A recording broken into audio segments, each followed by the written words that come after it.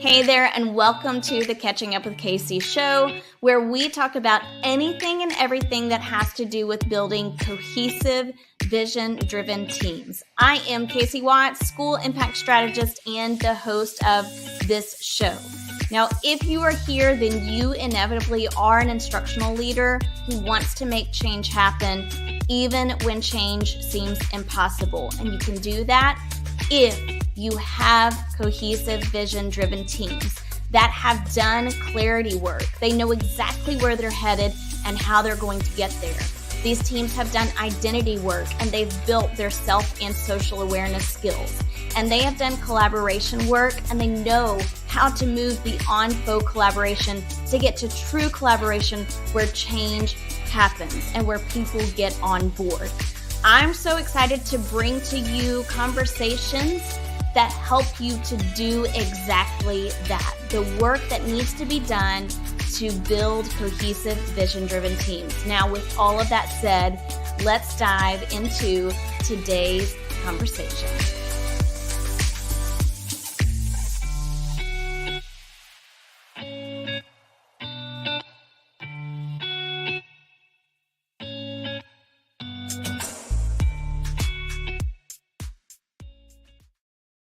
Hey everybody, welcome to this Sunday evening episode on the Catching Up with Casey show. I am super excited to have you here. You might notice that I'm a little bit hoarse.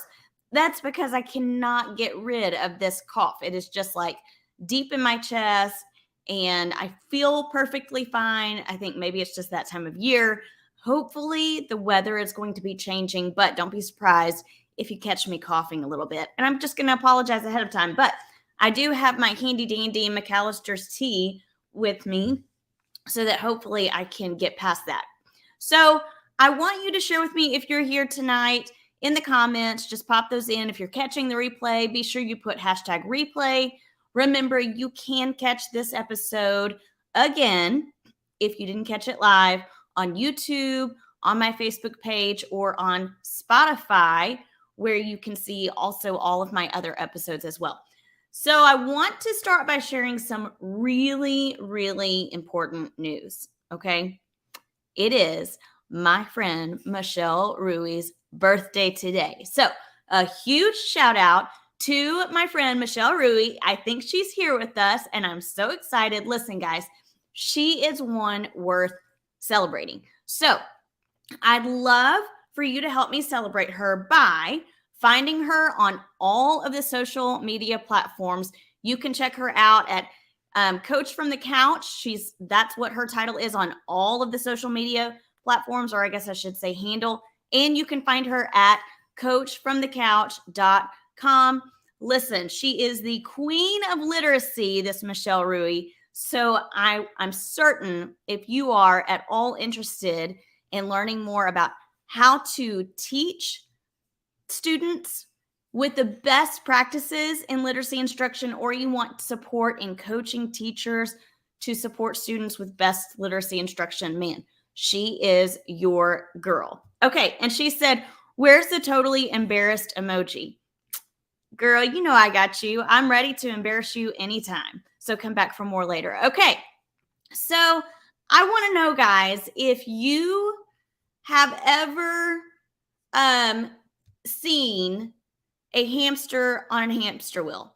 And I'm not going to lie to you. I've never seen an actual hamster on a hamster wheel in real life, but I have seen it in movies, on cartoons, on commercials. I've heard about it in books, right? Like if you haven't seen a hamster on a hamster wheel, you definitely have heard the metaphor of the hamster on the hamster wheel, right? Like we can relate this metaphor to just about anything in life. It is a super popular metaphor, and I'm just going to go ahead and jump right on the bandwagon and use that same metaphor here tonight. So I want to speak specifically to instructional leaders on the hamster wheel. And let's start, because we know our episode tonight is how successful instructional leaders stay off that hamster wheel. But let's really think about what that is for instructional leaders. What is the hamster wheel? So for instructional leaders that stay on the hamster wheel, they are managing minute by minute and they can't seem to get ahead, right? And there's always something thrown at them. There's sometimes some of those things that are thrown at them are important things that really require their attention. But leaders on the hamster wheel just aren't sure quite how to get off the hamster wheel, even after they have attacked those important things or handled those important things.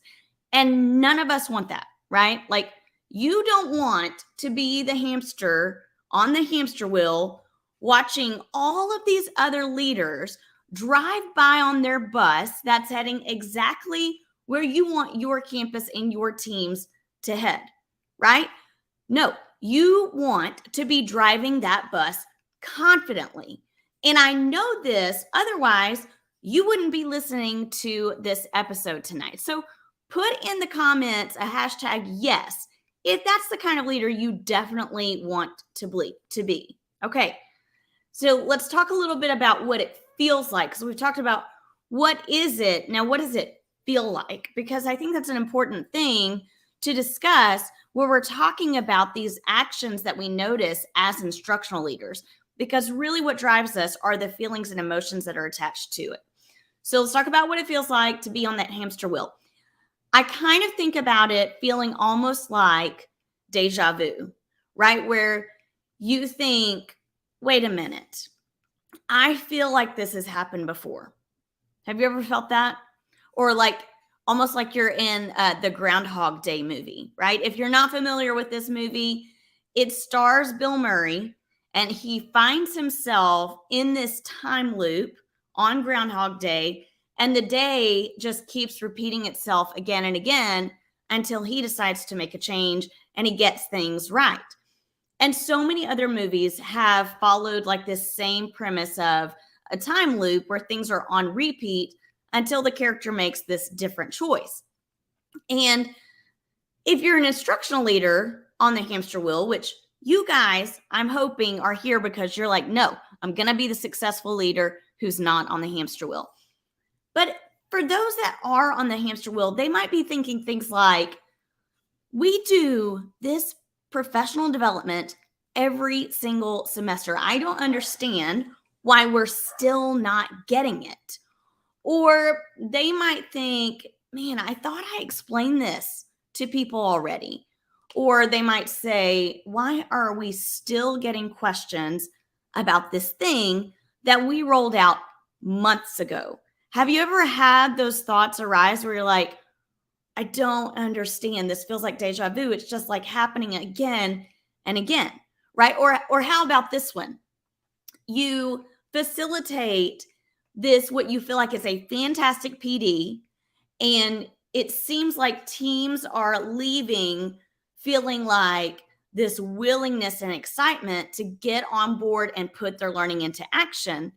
And then even just a few days later, you start to notice that people are resorting back to their old, familiar, comfortable ways with little to no shift at all. So if you have noticed that before, that's you being on repeat. That's a repeat of occurrences in your school as a school leader. So put a hashtag yes if that's something you have noticed happening. This Groundhog Day movie-like feeling going on. It's like being on repeat. It's like we're introducing an initiative. We'll gain traction a little bit. We'll hit a road bump. We'll lose steam. We might fail. We get frustrated. And then it starts all over again, right? And you might have been thinking like, oh my gosh, this has got to be a joke. Where are the hidden cameras in the room? Surely this isn't happening. Why aren't we making steps forward? And guys, it happens to so many instructional leaders. But why does it happen? It often happens sometimes because we are getting on this hamster wheel. And I find it so funny. We're on the hamster wheel. We're going, going, going. We look to the side and notice this bus driving by, and we stay on that hamster wheel. All the while, we could absolutely just stop and step off the hamster wheel. But leaders don't always do that because they don't know how to do it. Now, I've got just one single word for you that will tell us why this happens, why leaders cannot get off the hamster wheel, and what successful leaders do to stay off the hamster wheel. Are you ready? Now, this single word is like a little treasure boxed up with everything you need in it to get off the hamster wheel and on the bus. And I bet you can guess what the word is, right? Of course, you can guess the word because I'm not sharing anything you don't already know. Okay, so put in the comments if you're thinking you know what this word is that I'm going to share. Are you ready? Yep, it is that 7-letter word, clarity. Successful instructional leaders who are on the bus are there because they found a way to create clarity for their teams. They've opened the doors of the bus to let people on. They have found the key to start the ignition, and they have their foot on the gas pedal, traveling down that clear highway, and the whole bus of people knows exactly where they are headed, right?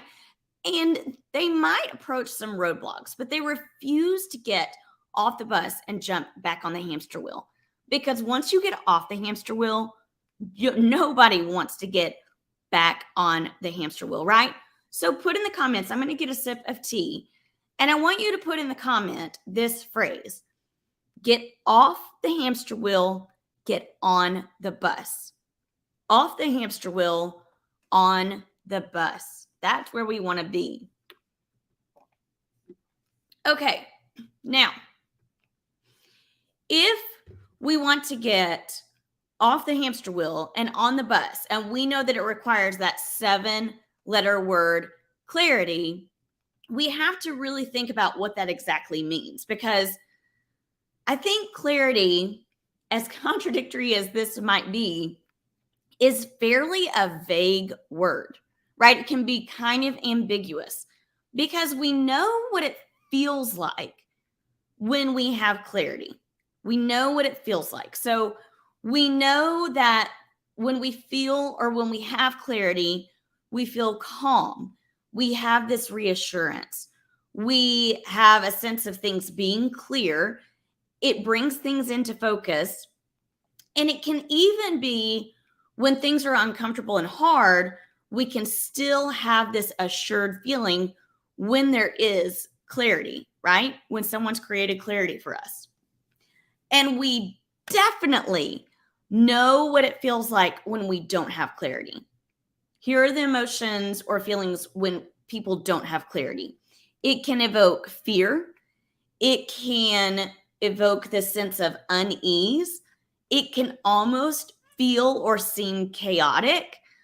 And it's what most people want to avoid, and it's what most people will walk away from. So when we think about successful leaders that stay off the hamster wheel, they have decided that there is a specific way to create these feelings associated with clarity.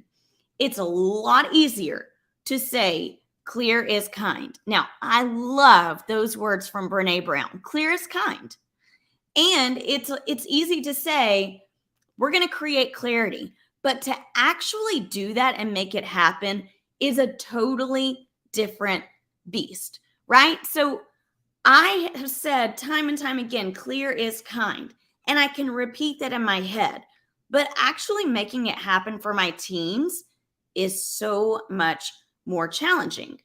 So the truth is, though, without that clarity, people cannot get on the bus. They don't know where the bus is headed. So why would they want to get on the bus?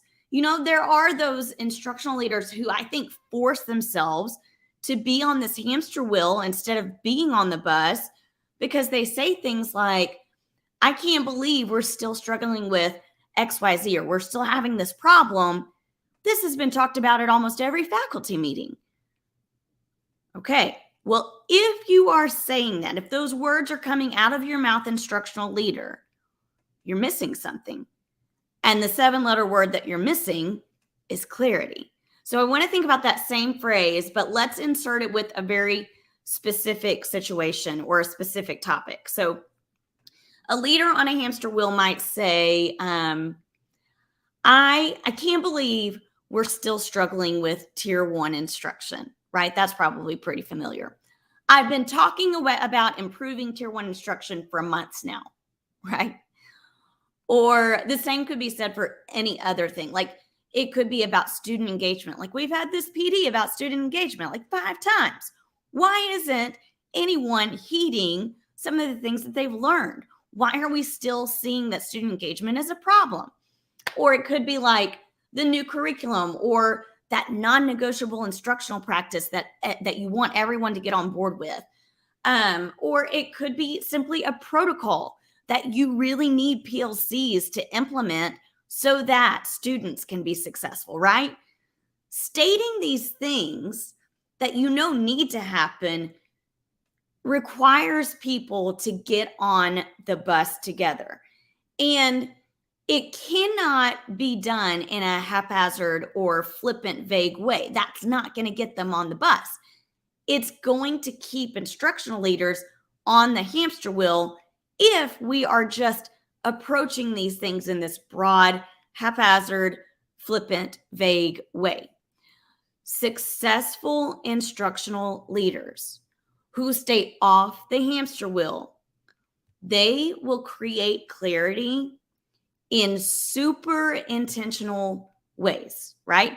Not flippant ways, not ambiguous ways. It's not random. It's not by chance. They do it very intentionally. And they create clarity through strategic processes. So they step into like this rhythm. Imagine just a rhythm of creating clarity.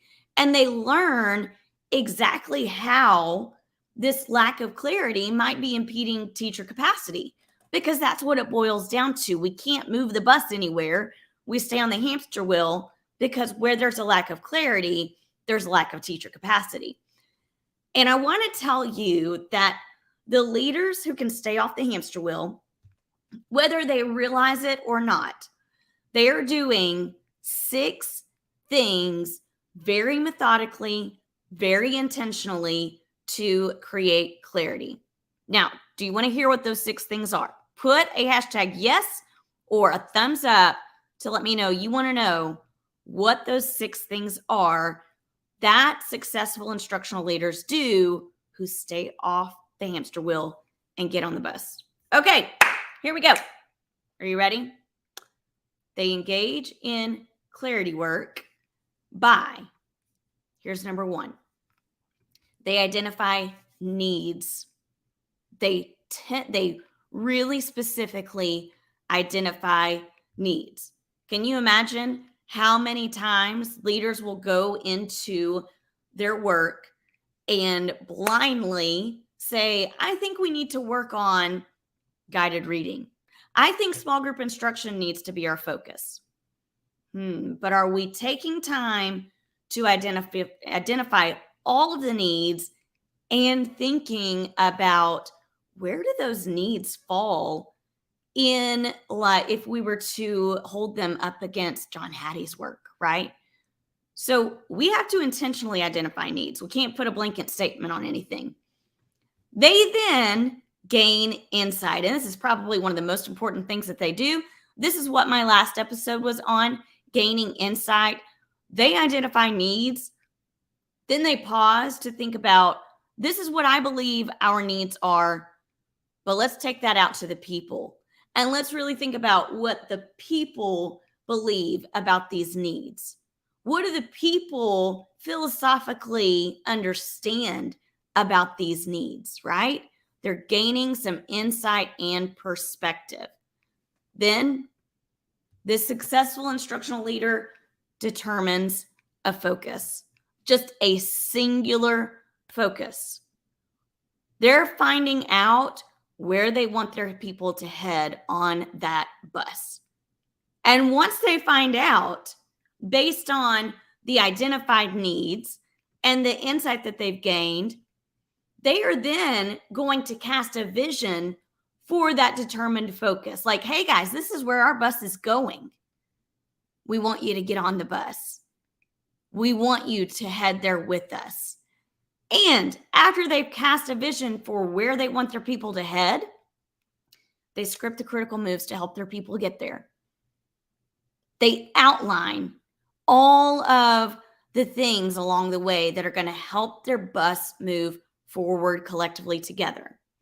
And then this is one thing that I know is so incredibly hard for instructional leaders to actually get to. But successful instructional leaders who stay off the hamster wheel, they do so because they have found ways to celebrate systematically. And because of this, and this is so important, guys, can you lean in with me? Can you just take a moment to set aside everything that might be distracting you right now? And I want you to just hold on to this one thing. If you get nothing else from this episode, get this one thing. Because these successful instructional leaders have learned how to celebrate systematically, they have figured out how to create mastery experiences that their people absolutely must have in order to stay on that bus and not fall off the bus, not go running back to the hamster wheel. No, because they now have mastery experiences. People can't have mastery experiences until the things are celebrated systematically. As Andy Stanley says, what gets celebrated gets repeated. That's how we create mastery experiences. And guess what, leader? You are the one to do that. You are the successful leader to do all of these things, to identify needs, to gain insight from all stakeholders, to determine a focus, to cast a vision, to script the critical moves, and to create mastery experiences by celebrating systematically. Successful instructional leaders engage in super intentional clarity work, right? And I do want to, again, say, man, I wholeheartedly agree with what Brené Brown says. Clear is kind. But you know what I know? That clear isn't always easy to do, right? I know for a fact that tonight you've come to join this episode, or if you're catching the replay, you're here because you want to be that leader who does the intentional clarity work, right? You want to be the leader who stays off the hamster wheel. And I know that because you've taken time out of your day to listen to this. And I just have to say kudos to you for doing that. Now, let me just tell you also that these 6 steps that I've shared with you, they can be tough. I have done these 6 steps. I have failed miserably at these 6 steps. I have been really successful with these 6 steps. And I did it all with other people. And I want to provide the opportunity for you to do that with other people as well. So I'm going to drop a link right here for you to learn more about how to create clarity for your people so you, instructional leader, can be successful and stay off that hamster wheel. You can go to bit.ly/clarity cycle and you can join a group of us who are going to be doing this work together for the fall semester.